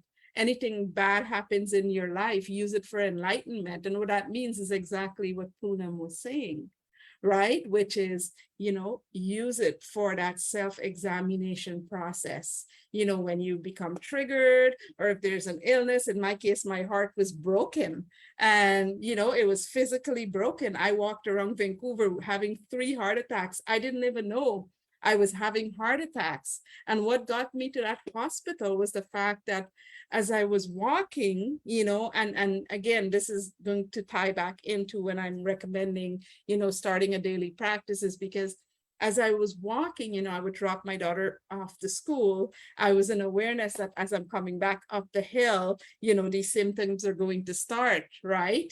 And so as these symptoms start up, I would start getting chest pains. It would move down my arm, down my legs. It would get to the point where I could barely walk. I was like almost dragging my legs, but every time I experienced a symptom, I was present because I was in awareness with it. So I was fully present with that symptom. And I was like, okay, legs, I would talk to my legs. And then I would, if it's not, if my self-talk isn't working because it's like really excruciating pain, I would call in my guides. I'm like, guides, I need your help right now. Please help me. I would call in my guides. I would pray, and I would walk slowly. I would slow down. I would remind myself, I really don't have to go anywhere but home. I would slow completely down. I would get into that mindfulness walk, that meditative state, and I would walk slowly until I get home, and I would tell my body, it's okay, don't worry. When we get home, we're going to sleep, we're going to rest. Because what would happen is I would go to sleep, and I would wake up, and then I would be like full of energy again. It's like something happened when I was sleeping, and I would wake up and I'd be fine. And I'm like, okay, so I could pick her up, in the afternoon at school. And I did this for an entire month until finally she woke up one night and said, Mama, you need to go to the hospital right now. And I was like, what do you mean? And she's like, you need to get up and go. I'm like, Charlotte, it's late at night. I'm going to wait in emergency, I don't want to wait all night. I'm too tired. I'm really sick. And she's like, Mama, something is telling me you have to go to the hospital right now. And I knew when she said that, and I said, Charlotte, I negotiated, and this is what I was doing all month, is I was negotiating in my present moment, but with the universe, I'm like, I keep asking it to send me a bigger sign that something serious was happening, so that I would feel like it's worth my time to go and sit for hours and emerge and not get sent home and nothing happens, right? And so I'm like, I would have to get a babysitter for you. So I promise I'll go in the morning. And, that morning, she and a friend of mine just happened to come over that morning. We walked to the hospital together, and I was there. I never came back out for over a month. And that's when they said that I'm having these heart attacks and they're preparing me for surgery. I was so surprised. I was asking the stupidest questions like, oh, surgery, like, what do you mean? And they're like, oh, heart surgery. We were trying to figure out which one. And I'm like, does that mean I'm not going home today? And they're like, no, Francesca, you're not going home, probably for a few days. And I started laughing. I'm like, oh, okay, shoot, I need to make babysitting arrangement. So I was like, just in this, shock, but like this joyful, blissful state, just and asking stupid questions, because that's what was coming out, right? Because all I was thinking about was Charlotte. And I had the surgery, and during surgery I had 5 strokes. And I remember, so going to what Caesar, I think everybody touched on this when they said, don't take on the limiting belief of the doctor. Now, me, doing this journey, this inner work journey from the head to the heart for so many years, I'm like in awareness of everything normally. And I'm saying that very, very humbly. It took a lot, it took a lot of training to get to the state of, that pure awareness, right? And so when there is these things happening to my physical body and I'm not aware, and it's like, oh my God, I need to know everything. So that was the first thing I told the hospital. I'm like, tell me everything. But before any of them spoke, you know what I would do? I would take a breath and I would say, you know, so if I'm sitting in front of a neurologist or in front of, you know, the cardiologist, and they were coming in, there was like, I don't remember half of their names, because they would come in and they would sit down and they would tell me, and I would ask the most sophisticated physical question, because you know, I've been on this journey and I understood, you know, a few things from Dr. Joe Dispenza and all of this. I would ask these giant questions and, you know, they would answer to the best of their ability. And before they, and I would say, you know, before you tell me anything, give me a moment, and I would take a deep breath. And I would become aware of my body, and I would go into that state of no mind. And I don't know if that makes sense. No mind meaning somebody could be speaking to you, but it's not penetrating your consciousness. So you're listening, but you're not giving that back any attachment. Like, I don't know how to describe this in words. I still don't know how to put it into words. But so I would take that breath, I would become present, you know, and then I would just listen. And they would tell me, and I'm like, okay, you know, and I would say, thank you so much for, you know, they would answer my questions and so forth. And then I would thank them. I would say, thank you so much, you know, for answering all my questions and for explaining, you know, what's happening to me, because I'm working with my nervous system, you know, I'm doing visualization. So it helps me to visualize my healing and all of these things. But one of the things I made sure of was, again, you know, I stayed in that state of presence so that nothing penetrated my consciousness and I take on that belief. And sometimes I've said that to the neurologist or whoever it is that I'm talking to. I said, you know, thank you for allowing me to take that breath, because I just want to make sure I believe everything you're saying about, you know, the stroke and all of this stuff. I'm just not letting it, you know, take over my mind, because if I start thinking I had all these strokes and these are the things that are going to happen, then I'm going to make myself more ill, right? So again, it was part of that awareness. And I would say, you know, like, I believe you and thank you so much for telling me. And that makes, you know, physical, you know, sense, like scientific sense, right? But I want to make sure I'm not taking on, you know, that energy. I'll be alert of, you know, I'm aware of what I need to watch for, but I'm not going to think it. I'm not going to think I have 5 strokes, you know, so I'm going to be affected. And even, you know, there were times when it did get to me, you know, maybe like a few days later or something, because that's a human nature, right? That's, you know, part of who we are, right? When we're struggling with major illness. And when that happens, you know what, I sit with that and I'm like, okay, so this, you know, I risk falling. I have to be careful when I walk, you know. That's the day, sure enough, I would get like dizzy, you know, or something. Stupid things like that would start happening. I'm like, okay, so my body is believing what I'm telling it.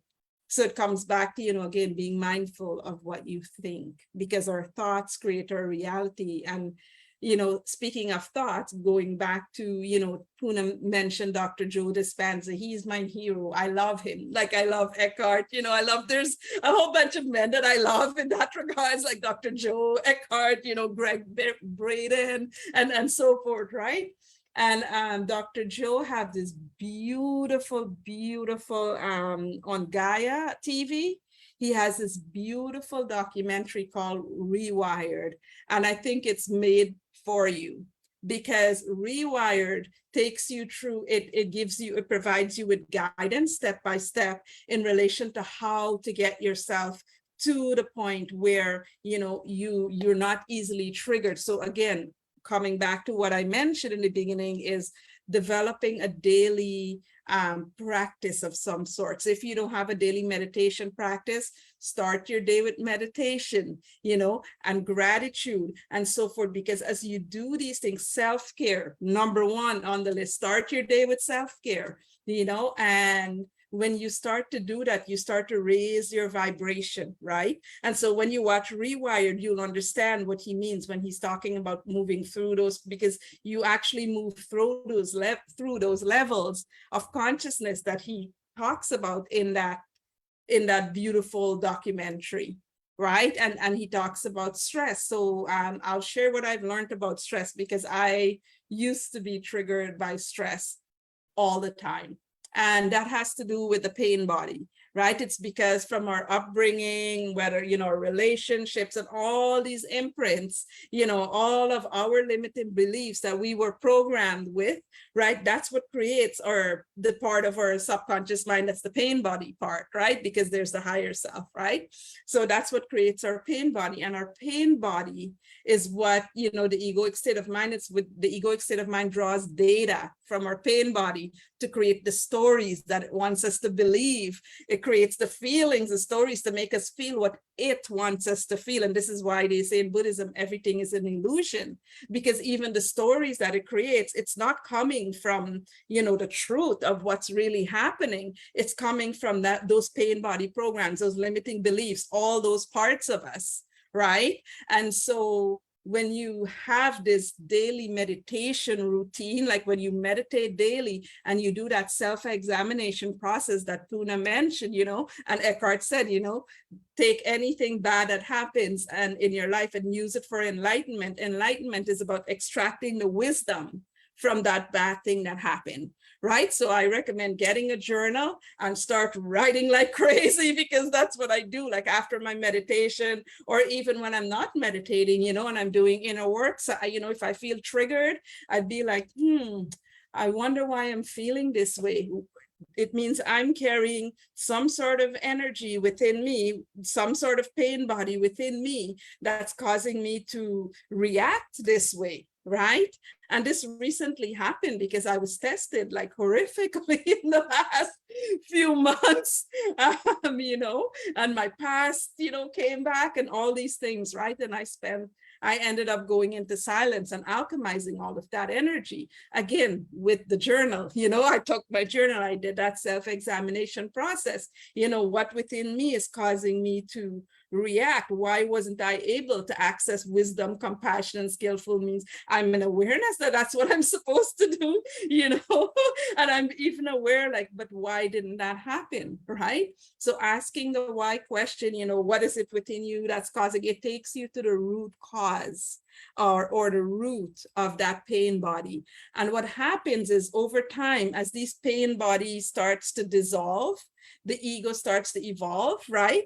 What happens is you get to that place where you come, where the no mind that I mentioned, it feels, in the beginning, it feels like memory loss, but it's not memory loss. So I always caution, don't let it scare you. Because I thought I was having memory loss and brain issue and strokes years before I had it even happened, right? And so, and again, turns out in Buddhism, I found that they're called PT experiences, right? So it's when the adjustment starts to happen in your brain. As you're meditating and you're coming into these higher states of consciousness, you're dissolving those pain bodies, the evolving, and you keep moving right up and up, raising your frequency. And that's what's going to help you in relation to, because what's happening from what I've learned from myself, because again, I was like high stress response as well. I found out between watching Dr. Joe Dispenza's Rewired, because I watched it again after the heart attacks and the strokes. And then it was watching it, all of a sudden I had this awareness and I realized that my nervous system, so he has a meditation and it's called The Alchemist, and it talks about the body becoming the mind. And, it took me years to figure out what that really meant. So we have our mind, that creates our thoughts, which creates our reality. Our cells actually have memory as well, and emotions, all these things that we felt is stored in the body at the physical level. So it has a mind of its own as well, was what I realized as I'm moving through my own healing, right? And so I was like, oh my God, all these years I did all this work on, my mind, and I did all this beautiful stuff, but my body, I kind of left it behind, right? Because I was like, shoot, I thought the body would just fix itself, but it didn't, right? I needed to go deeper. I needed to have more, practice more discipline, for example. And so again, with this daily routine, when you're meditating every day and so forth, what happens is you dissolve this pain body, you start to come into a state of, naturally come into that state of mindfulness. Mindfulness is when all of a sudden it's like, like Eckhart, and we go to the store and our bodies, we're in that vibration. So our bodies are telling us to eat, what to eat, or what it wants, right? So mindfulness we start to apply it even when we're cooking, what food we're choosing to put into our body and so forth. So everything it's almost like it has a natural order that it kind of just starts to fall into place as long as you're taking action, the right action to develop the right mind, because it's only through the right mind you would be able to know that, okay, I'm going to the store, and you're standing in the grocery store and know that maybe you should buy papayas today and not mangoes or something, you know what I mean? Yeah, but again, it takes practice, consistent practice. And when I say consistent, I'm stressing on it because I mean, like, sometimes because the egoic state of mind will fight us to the death. That's what they will do, right? And so, we'd be like meditating, and we have like 5 days of meditation. We start to feel so amazing. Everything is, perfect. It's easy to go, oh my God, I'm so tired today. Maybe I'm going to skip a day. No. Because, it's human nature for us to go back and, again, it's like we cheat on ourselves, right? And, so yeah, I recommend, again, Dr. Joe Dispenza's Rewired, looking at, and maybe diving a bit more into your nervous system, because my nervous system is wired, I'm still working on it, is wired to respond to any stimulus, even if it's a joyful thing, it's wired to respond in a stressful manner. I was shocked when I found out that. I was like, oh my God, I'm laughing and my shoulders are killing me. Like, what's going on? I was shocked to discover that. I was like, oh my God, so I've been having a lot of, oh my God moments too, in the process, because again, it's this process that's teaching me about my body in depths that I wouldn't have, I wouldn't have learned. So again, speaking of gratitude, I'm grateful for everything that's happened, the heart attacks,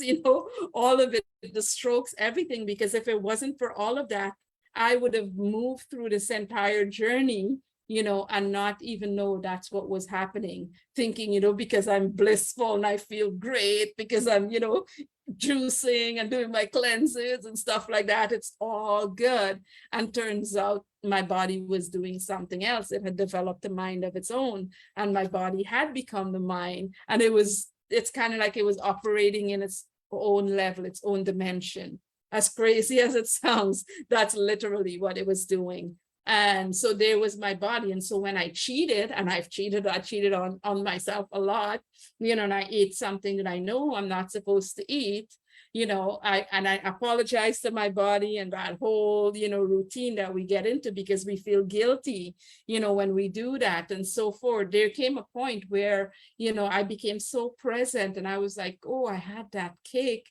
It's okay. I really enjoyed the cake. I'm not going to lie, like that's a joyful feeling, right? So I went into that present moment, into the presence of, enjoying that cake. But at the end of the day, that was me not, practicing mindfulness, caring for this divine temple. And that's what our physical form is, right? It's our temple. And I'm not caring for this temple like I know I should be, right? And that's the thing, is I knew, right? I knew what I should be doing. I understood what I was supposed to do, but I was, consciously, because I can't say unconsciously, that would be a lie. I was consciously, in a way, going against what I had learned, right? So, one of the medical professionals, he made a joke, and he goes, oh, so you were playing with fire, Francesca? And I'm like, yep. And he goes, and you got burned, didn't you? I'm like, yep. But again, I'm joyfully embracing, this is what's happening, and so of course, I'm working on myself now, working on rewiring my nervous system, working on bringing my body, up to healing if it wants to heal, if that's what's supposed to happen. I've surrendered. So from the mind, from my mind and every part of me, I've surrendered. And every day when I wake up, I'm like, okay, this is what's happening.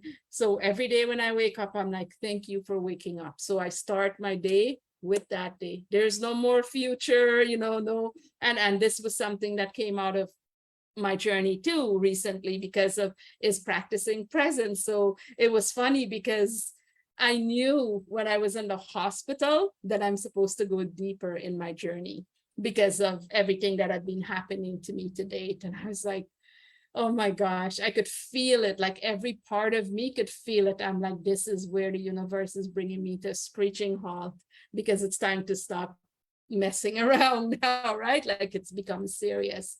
And within a few days, like literally the day before my heart surgery, a friend came to the hospital and she's like, I brought you a gift. And I'm like, oh, why, like, thank you. You didn't have to bring a gift. She's like, no, you need to see this. I think you're going to love it. And she's like, open it. I want to see the look on your face. I'm going to take a picture. I'm like, okay, so now I'm curious, right?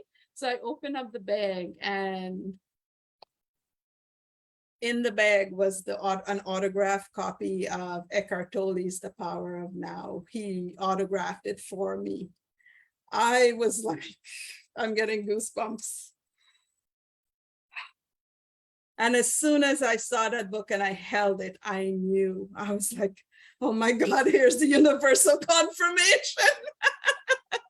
I do have to go deeper. It's time to stop, all of the, the little cheating every now and again and all the things I knew. And I started reading that book, and, I'm still reading it. I'm actually, because I don't just read, like I read and I apply the wisdom, I embody it, so I'm allowing myself to experience as I'm reading. And so I'm still like, I'm like 3/4 of the way through it.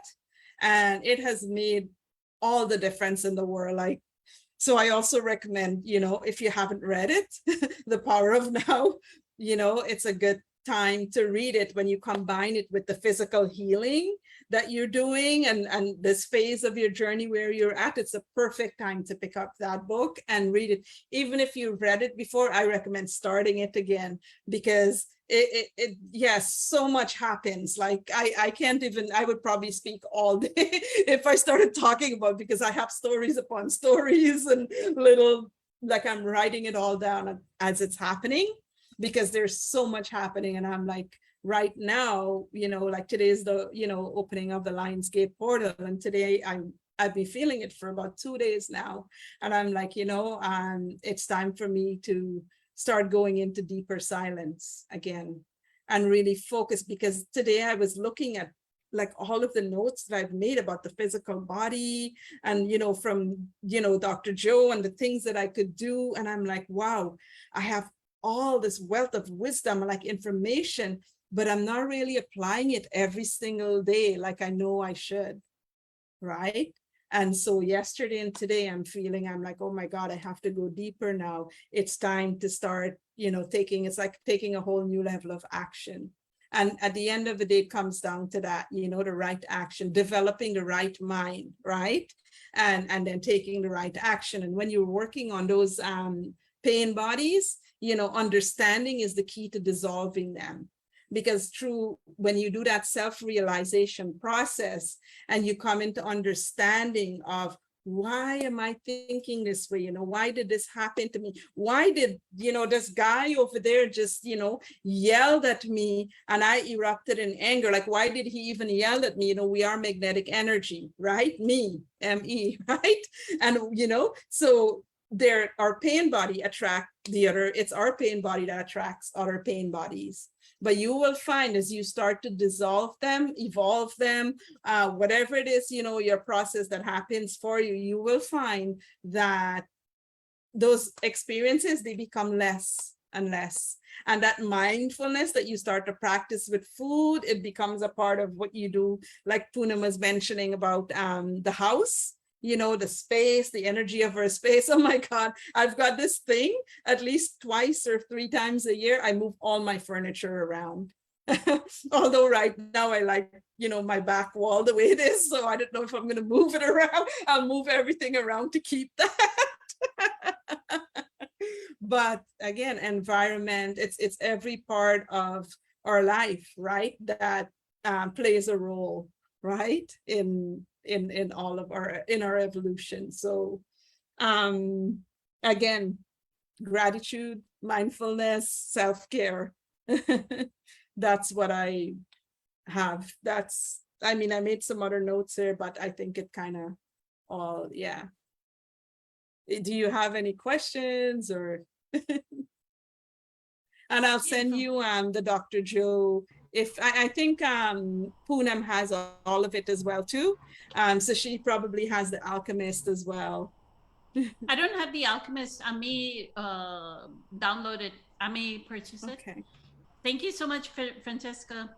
The one thing that Francesca said, right, Kimberly, I'm going to try and be, I mean, Dr. Joe explained this like for 10 minutes or so. I'm going to try and shorten it.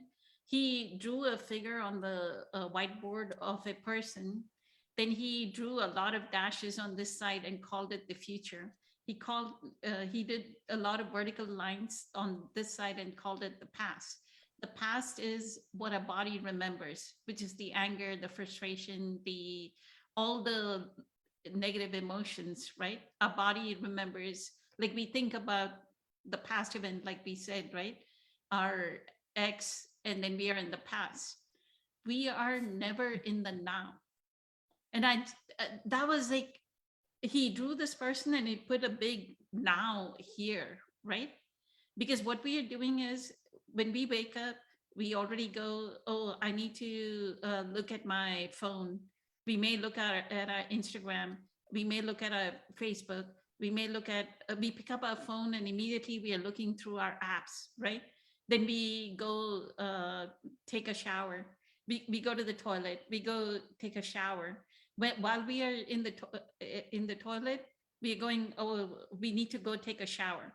When we are in the shower, we are going, oh, now I have to go to work and deal with that boss and deal with, actually, he said, when we are in the shower, we're thinking about what we're going to dress up as, right?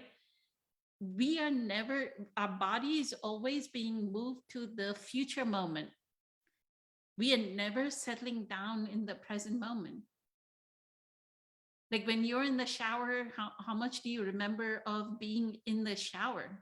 Like what Francesca was saying, right? It's about every moment to moment being in the, talk about meditation. Yeah, meditation is another thing. But think, like he drew the other vertical line. Like you're in the shower, but there's another, like you're in the shower, but you're thinking of being dressed. You're getting dressed, you're thinking about drinking your coffee or having your breakfast, right? You're having your breakfast, but then you're thinking about getting in your car and getting in that frustrating, horrible traffic, right? You're in the traffic and you're already thinking about how your coworkers are going to act. They're going to scream and use vulgar language, and they're going to be creating stress for you. You're already thinking of that. So if you are in this present moment and you already projected that thought, what is going to happen when you go to work? They are going to, did your thought not create that situation? Because you were already, when you were in the traffic, you were already projecting your mind. See how we are co-creating our reality. And that's the mind trapped in future psychological time, because it hasn't, you're in the shower, you're showering and you're thinking about getting dressed and what you're going to wear, but it hasn't happened yet. And it was the book, The Power of Now, that really helped me to see my own mind, how it was operating in past psychological time and future psychological time. And it was until I came into that awareness of that happening that I was able to really fully, you know, embody that presence and then practice it, because it still took practice after that. you know, to keep coming back to it, coming back to it. So that's why the yeah. breath, like use the breath and the body in that moment, Yes. right? To Yes. come back, like when you're in traffic, like experience your body. Or you know, instead of thinking of the boss, you can say, oh, I'm going to be a healed body. I know an infinite intelligence is, I'm driving, but there's infinite intelligence flowing through me, and I am going to be perfectly healed. That is a better thought. That is a thought of gratitude and appreciation for this intelligence. He says in one of his meditations, I thank this life force for giving me life unconditionally. I mean, I had tears the first time that I listened to that. It has unconditionally been there for us. It's giving life to us. We were a little baby. We became 1 month, 2 month, 3 month, 9 month, year, right? Whatever, 30, 40, 20, 30, 40, 50, 60, whoever is watching this, whatever age they are, we are now that age, right? Unconditionally, it was there for us. What more can we not have gratitude for? Yeah, yeah. And that's the thing. When I shower, like I'm chanting every single morning religiously. Like for years now, I chant, you know, Om Mani Padme Hum, Om Mani Padme Hum. Or sometimes I'm like, Om Ahum Benza Guru Pid Masini Hum, Om Ahum Benza Guru Pid. Like I've got this whole, that's, you know, and again, I'm being present. I'm, you know, being in that energy and just, yeah, because I'm cleansing my body, right? I'm cleansing all the energy, you know, that's no longer serves me. That's not mine, and so Francesca, forth. what would happen if you did not chant in the shower? Just be. I don't You know can when feel was the last you, time I haven't chanted. It's just, you can it just feel, happens you can all the feel time. the I don't water. know. I feel the water. But I close my eyes. Yeah. Sorry, like Poonam was saying, and I allow the water to. I've done that too. But then I end up chanting after a while. So yeah, it always leads to chanting. I give a lot of presents to my shower stall. Like it's like squares. Like there's a black square and an off-white square. So I give a lot of presents to the floor, right? As I'm showering. So you give a lot of presents. Anchor. You got to anchor. Yeah. Your presence, your perceptions are a good anchor.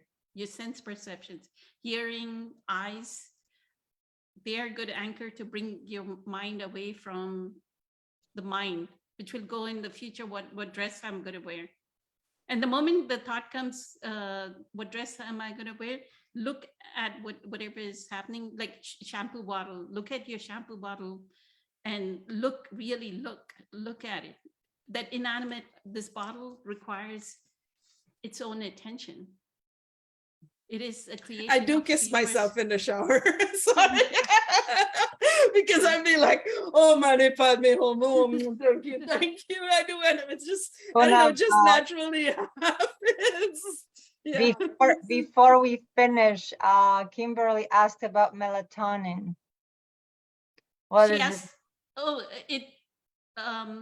What is melatonin good for? People who have anxiety, high stress, panic, and anxiety, they are recommended melatonin. But I started, even though I don't have anxiety, I started having it like sometime in February, March timeframe. And that's when Caesar said, oh, there's some shift in you, right? Caesar said, there's something different about you. And the different was, I had stopped coffee. The needle movers were, I had stopped coffee and started on melatonin. So I've been recommending it to everyone. It's just like, it makes you sleep deeper. But he explained that actually it's anti-inflammatory to your brain cells, nervous, neurons in your brain. So and I think the body produces more serotonin or something the body produces that we need more of when we use melatonin, because I was shocked they give it to me at the hospital. So it's part of my prescription. So now I have it at night. Yeah, before that I didn't. Do you take the melatonin at night before bed? Yes. Yeah, don't take it in the morning. I learned that the hard way because I didn't know what it was. And, you know, it was just part of my prescription. I was taking it in the morning. I'd be like falling asleep and couldn't keep myself awake. And then I kept asking, I'm like, there's something in my medication that's making me sleep. And that's when I discovered, oh, they didn't tell me that I'm supposed to have the melatonin at night. Kimberly, do you sleep well through the night? Well, with my issue, I have to sleep on a wedge, and because I got neck issues, I sleep with a neck brace. Okay. Let me read. Otherwise, when I do sleep, it is peaceful. I have to have a fan on me, and it has to be pitch black dark, so I can literally fall asleep. And not to say that I remember my dreams, but it's like a peaceful. If I remember my dreams, that's great. If I don't, that's fine. But yeah, when I sleep at night, I have to sleep on an air mattress, a camping air mattress. Yeah. Also, let me rephrase the question. Do you sleep well at night? yes, yes. Okay, so that's a beautiful thing. Have you read The Power of Now? I just got done rereading it because I had it in 1997 and it got lost. And I had The New Earth back then too. And I just got done reading that one. It took me longer to read The New Earth because it went more in depth of like therapy of things that I had totally forgot about. And some days I just couldn't read it at all because it's like, why am I remembering all this stuff that happened 25 years ago? Because it was brought up in The New Earth more so than The Power Now. I read in a week. It was awesome, but The New Earth just went in depth. You know, I was a terrible sleeper. My body was always sore and whatnot. Did we lose her? Oh, there you go. Patricia has to go. Yep. Yeah. Okay. I just wanted to say real briefly. I was a terrible sleeper. I constantly getting up in the middle of the night. I always felt lethargic, no energy. When the shift happened for me after like the 10th time I read that book, I lay down and I'm out, and 5 hours of sleep is beautiful for me. But read that book, honey. When you sleep is when your body heals, but you have to really get there, into a third level sleep. But take the melatonin. Maybe you get 8-9 hours of sleep, and that will heal you. Like help, yeah. Sleep is the best healer because you're in that infinite intelligence. So we've been at it for 2 hours. I'm going to end at this. Patricia has to go to bed. I think everybody's it's long-winded. So infinite gratitude, infinite blessings. Happy birthday, Patricia. Much love to everyone. Have a good night. Eternally grateful to you, Kimberly, for the question. Bye. Yeah. Bye.